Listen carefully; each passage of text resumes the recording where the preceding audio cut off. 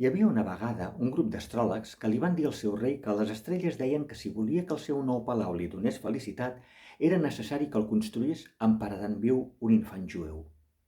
Abans de ser emparedat, el nen escollit va demanar al rei poder fer 3 preguntes als astròlegs per veure si havien interpretat correctament el complex llenguatge de les estrelles.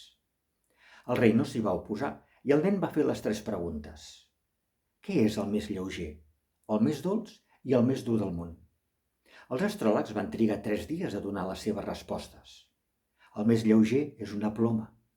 El més dolç és la mel i el més dur és una pedra, van contestar. D'uns savis m'esperava respostes més profundes, va objectar el nen i afegir. El més lleuger és un bebè als braços de la seva mare. El més dolç és la llet que aquesta mare dona al seu fill i el més dur per a aquesta mare és que el seu fill hagi de ser emparedat.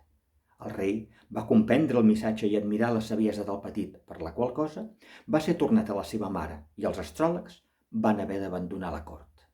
I vet aquí un gat i vet aquí un gos, aquest conte ja s'ha fos.